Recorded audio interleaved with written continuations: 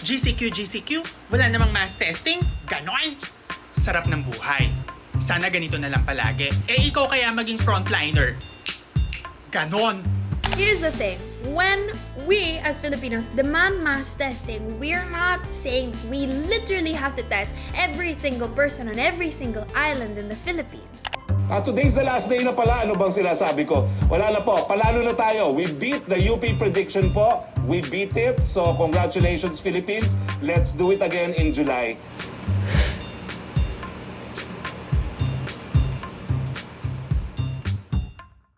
Magandang araw mga kapwa naka-quarantine.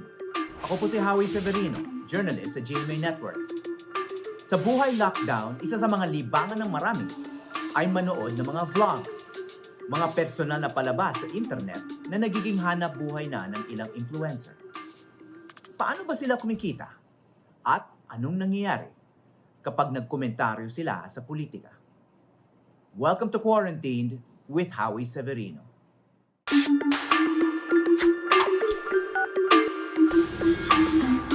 From beauty to terrorism ang tinatalakay ng una nating guest. Isa sa mga batang pioneer ng vlogging sa Pilipinas.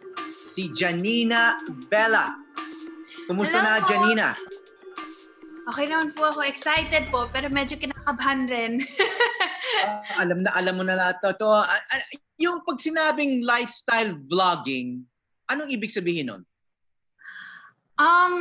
Actually, I'm not very familiar with kung ano talaga yung actual term, but the way that I would define it is really just sharing your life.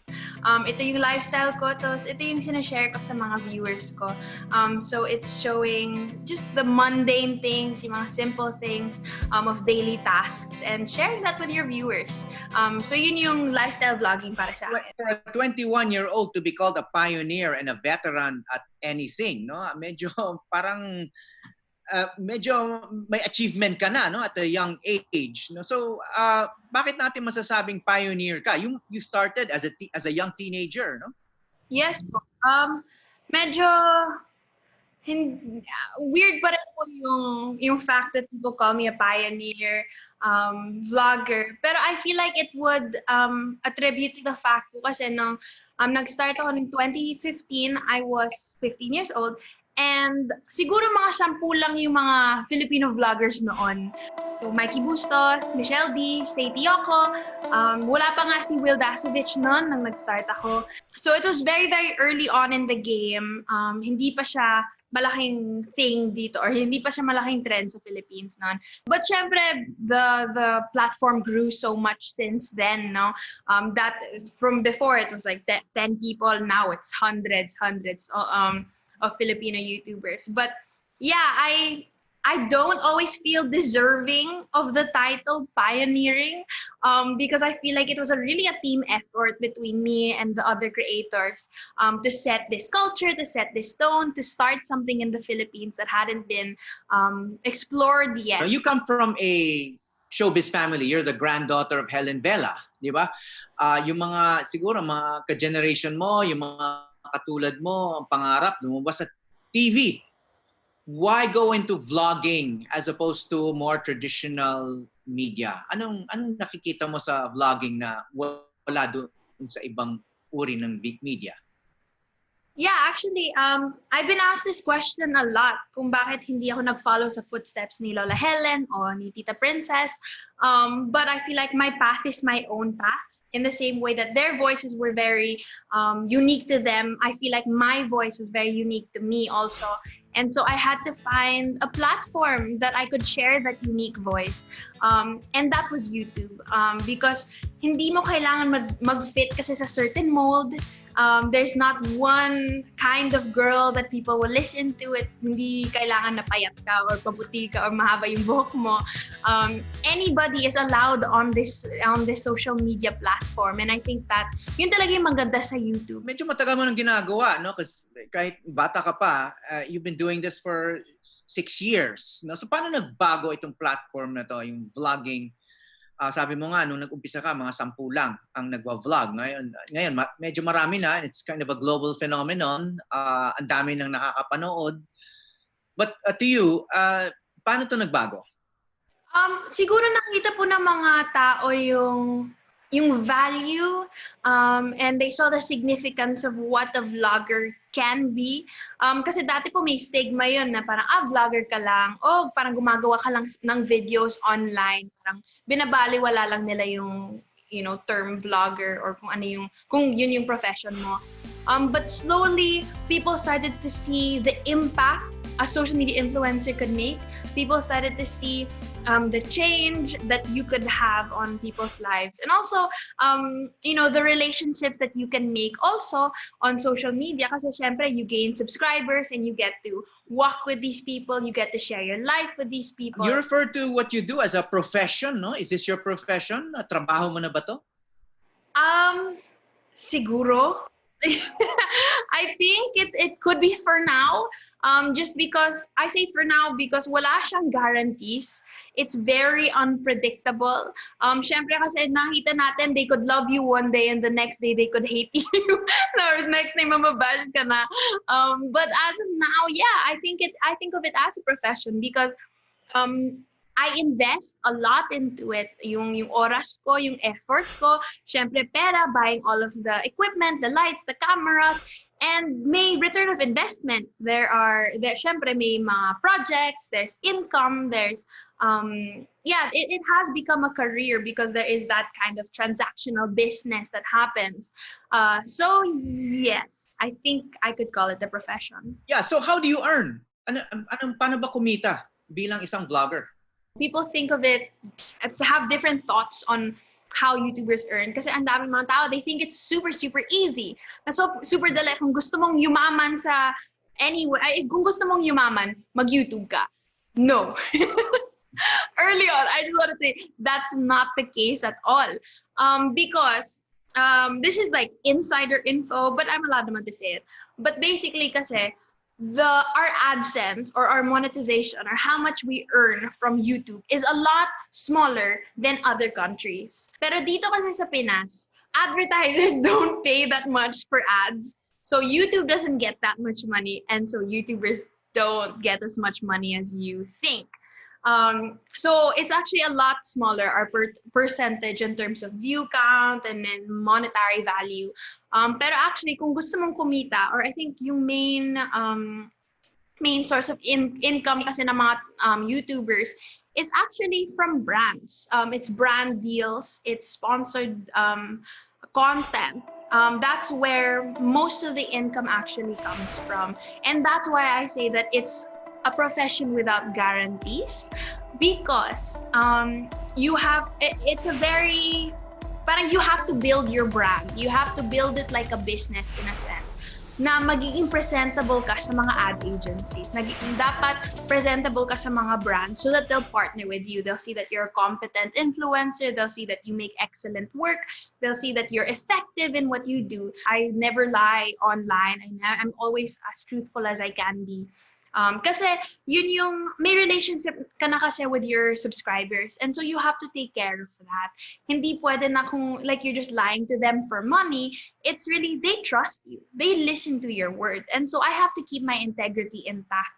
Kaya again, it's really a lot of weighing and business, because syempre I have to keep afloat. But yeah, so far naman I'm not bankrupt, so we're good. Yeah, well, you seem to be doing well at such a young age. Pero yung evolution mo, no, as a so-called lifestyle vlogger, you started out nga doing makeup and beauty tips, and as a very young woman, as a 15-year-old, in fact, now you're doing political topics, no? You even endorsed senatorial candidates, local candidate. You're commenting on proposed legislation. You commented on the issue of the ABS shutdown, etc. No, aren't these risky for a vlogger who is, sabi mo nga, you're basically trying to make yourself marketable to brands, etc.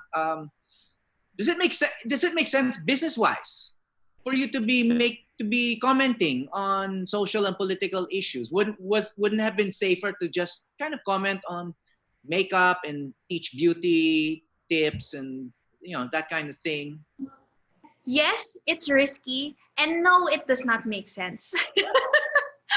Kasi may mga comments minsan mga tao sinasabi nila na parang, you're just commenting on this kasi trendy siya, kasi gusto mong sumikat. But honestly, kung gusto ko talagang sumikat, if that was my goal, I would stick to makeup tutorials kasi doon talaga yung pera. Nandun yung fame, nandun yung money, nandun yung success in that sense. But I decided for myself 2 years ago that this was what it was important to me. Nung 15 years old ako, makeup was important to me. And then when I was 17, it was women empowerment that was important to me. And now, my priorities are different because to me, it's human rights that are important to me. It's the Filipino people, the well-being of the Filipino people that's important to me. So, yes, it's hard on the business side, but I would regret years from now kung hindi ko to ginawa, kung hindi ako nagsalita tungkol dito sa mga senatorial candidates or sa legislations. If I didn't say anything about it, I know that I would regret it for the rest of my life. Someone like yourself, you're still fairly young and you're wading into these controversial topics. So talagang may magbabash sa'yo, no? You have to be a pretty strong person at a young age. Not everyone can be that strong, no? So how do you deal with the pushback? Kasi we've seen some of the comments, no, in reaction to your commentary. Tinatawag kang, in fact, may isang comment, tinawag kang terorista dahil kinriticize mo yung anti-terror bill noon. Ngayon batas na siya, Anti-Terrorism Act, no? So that has not discouraged you from commenting on controversial topics? Oh, it has. It has discouraged me 100%. It has scared me and broken me down so many times. I'm not immune to it yet. Slowly, I think. You asked me if I was a strong person. I think slowly I became one. Hindi ako nag-start na manhid or parang fearless or sobrang bold. It was something that was built up over the years. Ask yourself, is it worth it speaking up on this? And if it is, then mag-ready ka na lang. Kasi people will really bash you. No matter what you say. If you say what they want, somebody else will bash you. If you say what this side wants, somebody else will bash you. So you say what you want.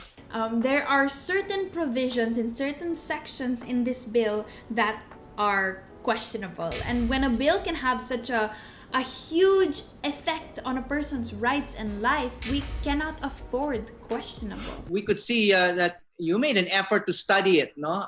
Talagang binasa mo yung pinag-aralan mo yung issues, binasa mo yung mga dokumento para makapag-comment ka dun sa mga iba't ibang issues, ano? What motivates you to go through that effort? I don't want to express any opinions that are based on merely just emotion. I strive for my opinions to be educated, to be as informed as they can be.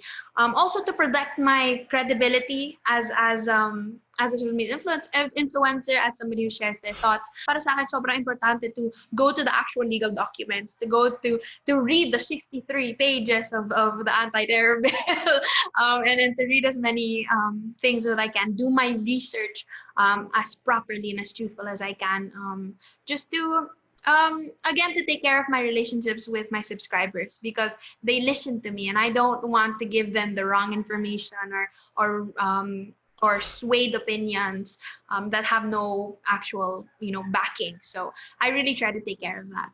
Well, kanina binanggit mo yung validation, ano?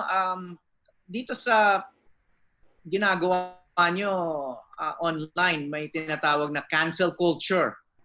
Kumakailan, you probably heard, no? There was another vlogger who happened to make a derogatory, I guess for some, it was an offensive remark about tricycle drivers, no? Tapos, teenager lang yung tao, no?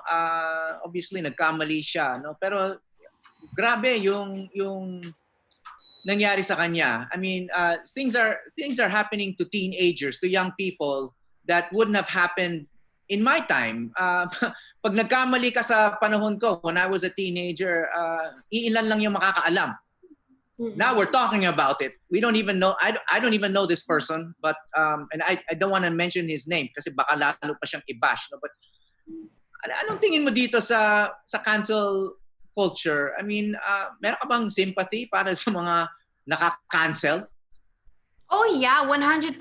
I do not agree with cancel culture whatsoever, because I feel like it gives everybody the right to tell somebody that they don't deserve a second chance.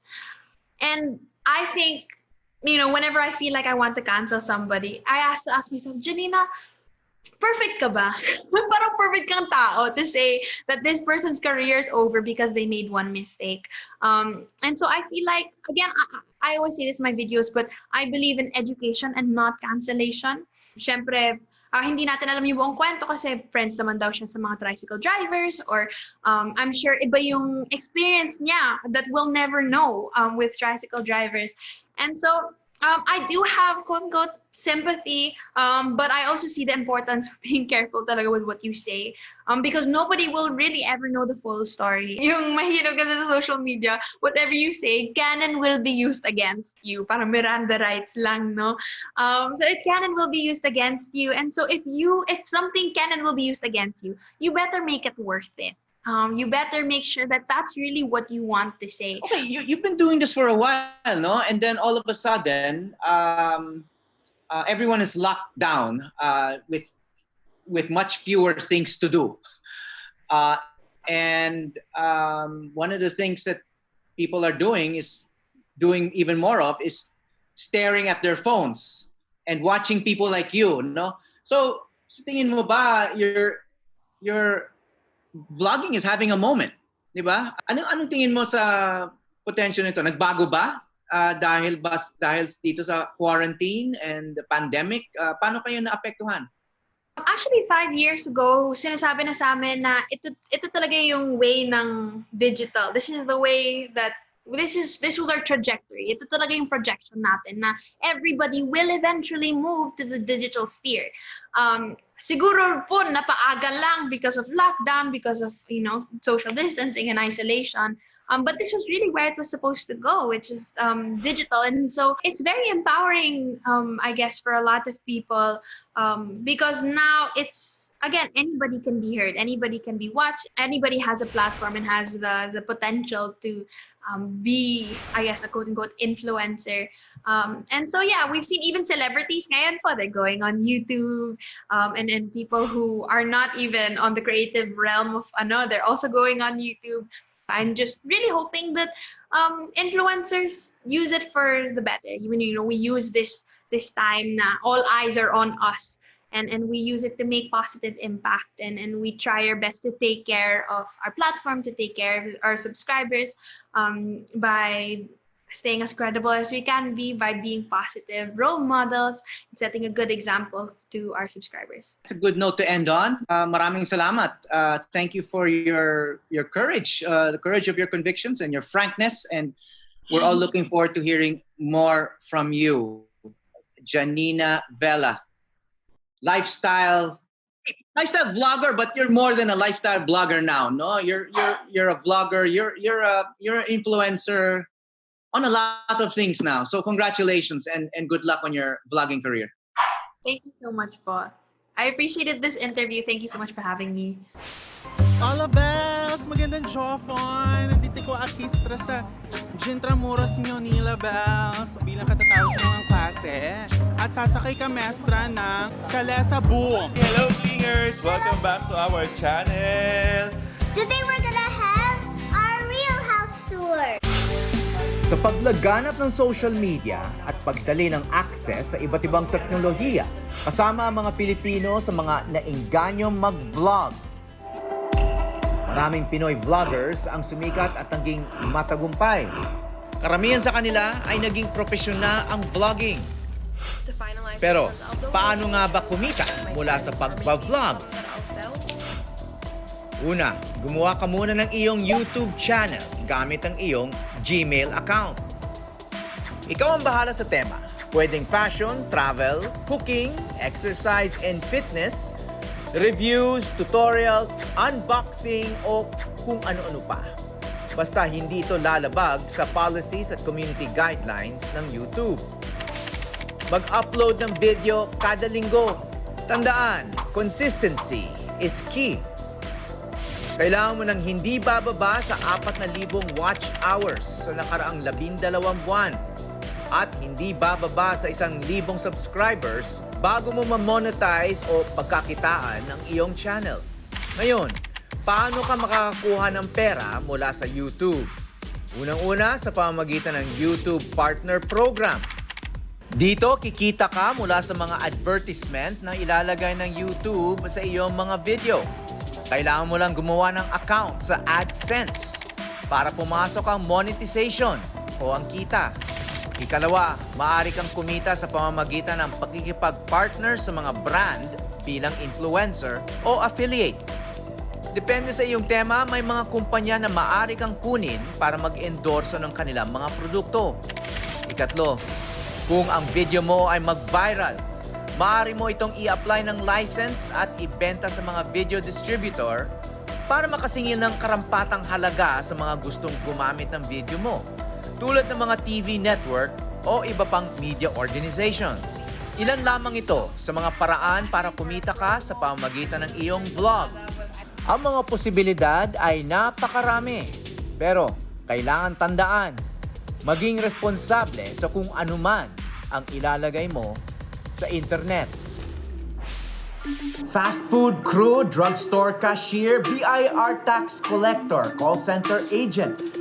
Lahat yan nagampanan na ng susunod nating guest. Walang iba, kundi ang madalas mag-trending na si Macoy Dubs. Kamusta na, Macoy? Yes, Sir Howie, magandang hapon. Magandang araw din po sa lahat ng manonood natin ngayon. Yes, ako po si Macoy Dubs. Ako po yung napapanood ninyo sa Facebook at Twitter na gumaganap bilang government employee, fast food crew, call center agent at iba pa. Para sa mga old school, no? Katulad ko, ano bang vlogging? Ano ba yan? Trabaho na ba yan? Profesyon? Hobby? Pastime? Libangan? O wala ka lang magawa dahil naka-quarantine ka rin? Sir Howie, ang vlogging ay part po ng content production na ginagawa ng mga millennials, Generation Z sa panahon natin ngayon. Actually, nag-evolve kasi siya from blogging, which is yung nag-share ka ng kwento or experiences mo sa World Wide Web. Pero pagdating po kasi sa vlogging, eto na yung meron na tayong video na nire-record na natin yung sarili natin gamit yung camera or cellphone camera natin. Tapos tsaka tayo nagkikwento kung kumusta yung araw natin. Pero very diverse din siya, Sir Howie, because yung vlogging marami din siyang facets. Pwede kang maging lifestyle vlogger, food vlogger, pwede rin kang yung sports vlogger or fitness vlogger. So marami po siyang mga pwedeng gawin. Sa ngayon, masasabi din natin, Sir Howie, na isa na rin siyang profesyon dahil syempre may mga brands na rin na nakikipag-collaborate with vloggers para rin ma-promote yung kanilang product and services. So, nabanggit mo, may mga food vlogger, may lifestyle vlogger, sports vlogger. So what are you? What kind of vlogger? Ako po yung vlogger na more on comedy, more on comic or mga skits. Kasi yung pinoproduce ko po mga contents ko online, it's more of a short form of videos na mas nakaka-relate in terms of experiences ng mga kababayan natin. Kaya ginawa ko yung kunwari call center agent ako, kunwari government employee, or kunwari fast food crew. Because parang mas natutuwa ako gumawa ng mga vlogs or mga videos na mas may ikse. Tapos ididikit ko na dun yung humor. Pero gumagawa rin ho ako ng mga vlogs na long form, yung mga more than 5 minutes. Lalo na kapag kami mga establishments or meron akong mga services na halimbawa i-share sa mga viewers natin na like for example, pupunta ako sa restaurant, i-feature ko yung food or let's say sa isang convenience store. So pinili mong mostly mag-Facebook yung iyong platform, no? Meron naman iba, YouTube, tapos meron pang TikTok. I don't know if you count that as an alternative. Mas maiksi pa yun, ano? So anong advantage ng nasa Facebook ka versus YouTube? Well, Howie, mas ano kasi sa Facebook mas malawak ang audience basically. Kapag ikaw ay gusto mo maging content creator or content producer in the future, ang pinakamadali talaga to touch base ay ang Facebook platform because halos lahat naman sa ating mga Pinoy tutok rin sa Facebook, halos lahat may Facebook accounts. Kaya dito ko din pinili na mag-umpisa muna at gumawa ng page because mas malawak yung reach natin and at the same time na realize ko din na yung viewers, kumbaga yung demographic ng mga nanonood ng aking videos, mga masa market. So mas madali silang i-reach and then followed by Twitter. YouTube naman, hindi ako masyadong active because short form ang aking mga content.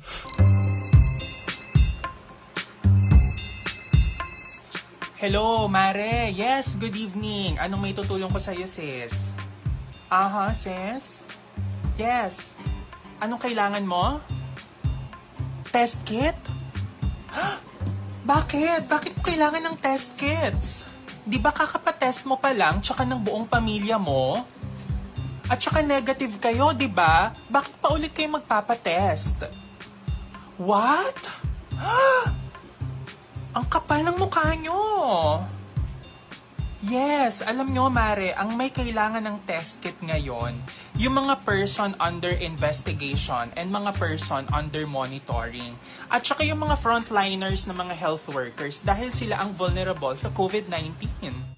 Much of your content is, sabi mo nga, you're into comedy, no? It's satire, yung karamihan ng ginagawa mo, yung dun sa mga napanood namin, no? You're satirizing people in ordinary situations, no? Mga kahera, etc. No? But at the same time, meron din kaming napansin na social commentary.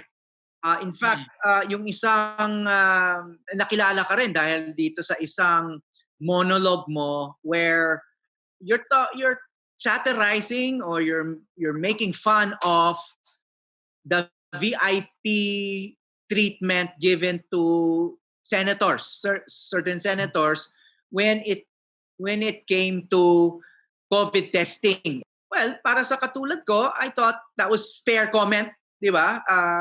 Ganun talaga ang satire since time immemorial. Sinasatire mo people in power, ordinary things, etc. No? Pero may nangyari sa'yo, no? Na take down yon. Yes, Howie. Naglabas ako ng ganong content, no? Sa Facebook. At after 2 days na naka-up siya sa Facebook, na mass report siya. Yung mga ganon, to be honest, nakakatakot din, no? Maglabas sa mga ganong klaseng content because syempre, social commentary, hindi lahat sa'yo ay sasang-ayon. Kaya in-expect ko na din na mati-take down siya. Pero sa ibang platform, no, katulad ng Twitter, na mas bata ang audience, hindi naman siya nabura. Okay, that's a bit worrisome, no? Because sa tingin namin, wala naman libelous doon. Wala ka naman... I mean, basically, it's based on facts, what came out in the news, at hindi naman yung dinideny ng mga senador na yon. And yet, ang nangyari sa'yo is a form of censorship on a platform which has become notorious or controversial for being very tolerant of a lot of other kinds of content na masasabi natin damaging to society. Di ba? I mean, Facebook is a very controversial platform for that reason. Ang dami niyang tinotolerate na hate speech, disinformation, etc. And yet, yung ginawa mo is, compared to all of that, parang harmless. Are you troubled by that? Medyo, I mean, kami, outsiders kami, looking at your content, we find it, it has a social value, pero, kumbaga, tinanggal ka sa ere. Actually, Howie, bilang ako yung nasa video, mukha ko, boses ko, no, lahat. Ako din talaga sobrang nag-alala dahil nga sa kritisismo na matatanggap ko in the future. And dito ko lang to sasabihin, no, bago ma-report, no, bago mabura ng Facebook yung video ko na yon, marami akong natanggap na death threat, no, sa personal message. Na talagang sinasabi nila na aabangan nila ako sa labas, alam daw nila saan ako nakatira, alam daw nila saan daw nakatira ang aking mga magulang at aabangan daw nila ako. And most of the reports, because Facebook will notify you bakit siya nabura. Ang reklamo ng mga mass reports ay misinformation daw and hate speech. That's why yun ang dahilan kaya nabura ang post ko.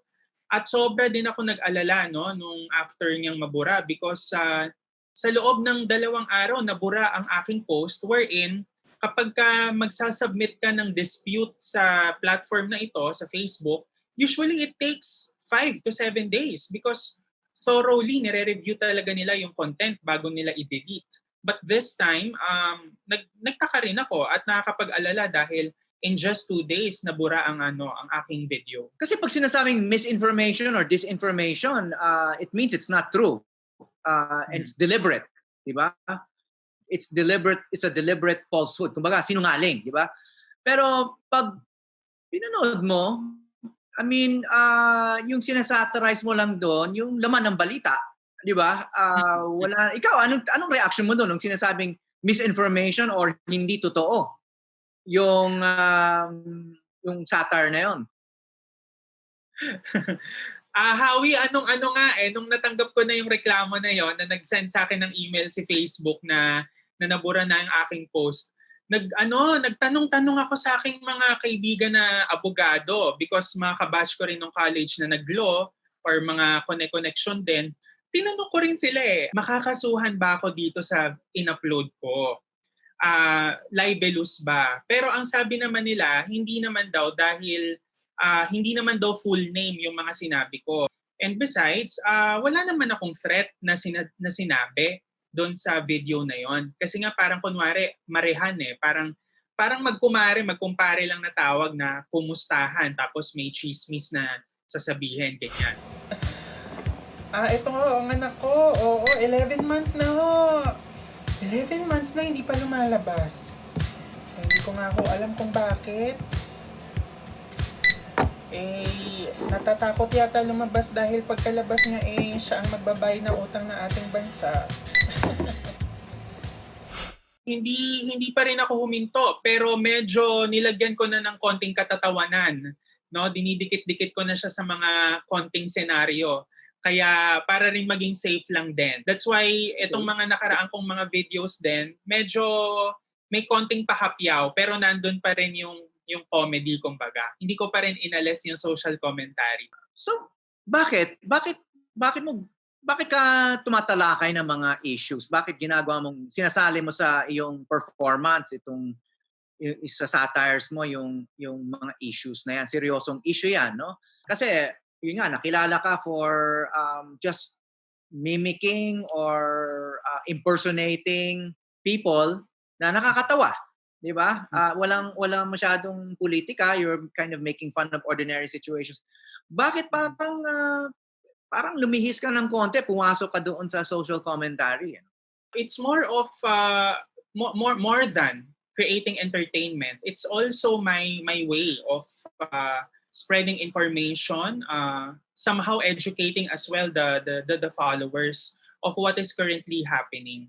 And also there's a pressure, no? May mga pressure din na tayong natatanggap na you should speak out. Ano bang say mo about this? So syempre meron din konting impluwensya na kailangan meron ka ring masabi. Do you feel obligated to stick to the truth?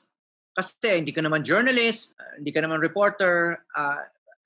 Does your comedy, does your satire have to be true to have an impact sa tingin mo?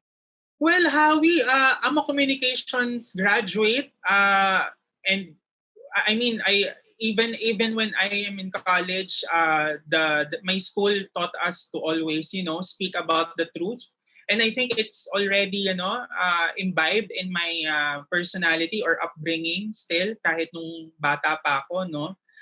I'm not obliged to say the truth, but somehow I feel good when I say the truth. Kapag meron akong mga konting patama or hapyaw sa mga comedy videos ko, sometimes I kind of feel good about it because somehow meron kang konting information or education na naibibigay dun sa mga followers mo. Maraming nagsasabi na huwag na kayong makisawsaw sa politika. Why even comment on issues that probably are over your head, di ba?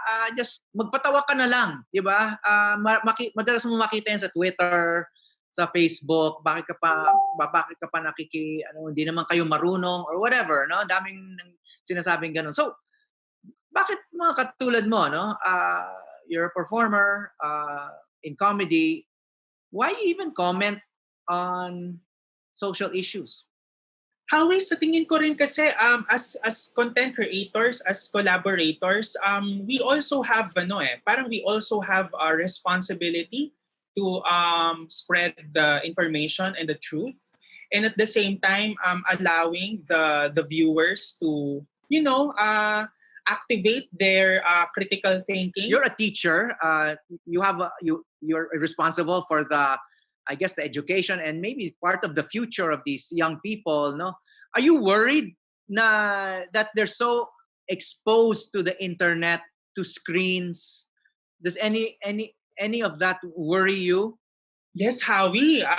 Ako personally, na nagtuturo ako for almost 2 years right now in Letran. Iba ang behavior ng mga kabataan din ngayon when it comes to consuming content. Ang downside nga lang, mas madali rin silang maniwala, lalo na kapag merong mga ideologies ang isang vlogger na gusto nilang i-instill sa kanilang mga followers. Pero isa rin sa mga negative na nakikita natin sa ngayon, mas nagiging reliant ang mga bata or yung mga kabataan, estudyante na mas lalong tumutok sa social media to the point na minsan nakakaligtaan na rin nila yung ibang responsibilities. I think for me as a teacher as well, yun yung mga nakikita nating downsides. Mas matagal ang kanilang screen time. Like for example, from 30 minutes, nagiging 2 hours na yung screen time just watching videos on Facebook. So anong remedyo doon, no? Of course, nakikinabang ka doon. The more time they spend on the screen, the more time they're watching people like you at kumikita ka rin dyan. But on the other hand, I'm sure you're also interested in their welfare, di ba? Yung kanilang mental wellness and all of that, no? So, paano mo ibabalanse yan? Actually, Howie, meron tayong tinatawag na content fatigue, no? Ito yung tinatawag natin na kapag masyado ka nang nasasaturate sa social media, kapag paulit-ulit mong pinapanood, no, o inaabangan yung mga content creators na gusto mong panoorin ng kanilang mga videos. That's why ang payo din natin sa mga content creators, no, kailangan din nila mag-pause for a while. And dapat din ang remedyo na nakikita natin. Actually, I'm also doing this naman. Meron kang content calendar na tinatawag wherein meron kang specific na araw na maglalabas ka lang ng content. So, ang remedyo na pwede nating maisuggest sa kanila ay gumawa ng content calendar at mag-plot ng araw kung kailan lang sila maglalabas ng video or post, no, sa kanilang mga social media accounts. That's why para rin mas makatulong tayo doon sa mga followers natin or doon sa mga makakakita ng content natin na importante rin na aside from screen time or aside from watching videos, mahalaga rin na meron pa rin silang human interaction kahit papaano. Sino ba yung paborito mong character sa iyong mga skit? Ang pinaka-paborito ko talagang character yung BIR employee. Siya talaga, Howie. Dahil first-hand na experience ko ang ganong treatment, no? Nung ako'y nag-file ng tax 2 years ago sa isang branch nila sa Cavite. Yung mga skits din kasi na ginagawa natin sa TikTok, no? Personal experience din talaga siya. Late filing ka na naman. Last week pa dapat yan.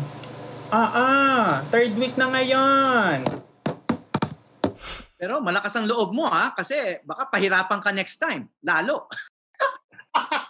Oo, baka sabihin nila sa akin, ikaw yun ang gaya sa amin, ha? Okay, well, maraming salamat sa iyong mga patawa at panahon. Macoy Dubs, keep making us laugh and keep making us miss our old normal. Maraming salamat sa iyo. Macoy Dubs, God bless you. Mabuhay ka. Mabuhay. Maraming salamat din, Howie Severino, sa iyong oras ngayong araw. At syempre sa iyong team na talagang dedicated sa show na ito. Salamat. Maraming salamat. Talamak sa fake news at trolling ang internet ngayon. Ngunit may naririnig pa rin tayo mga boses ng kabataan na nagsusumikap iangat ang kamalayan natin sa malikhaing paraan. Kasama sila sa mga tinukoy ni Rizal na pag-asa ng bayan. Naway dumami ang mga tulad nila dahil lalo silang kailangan sa ating panahon. This is Quarantine with Howie Severino.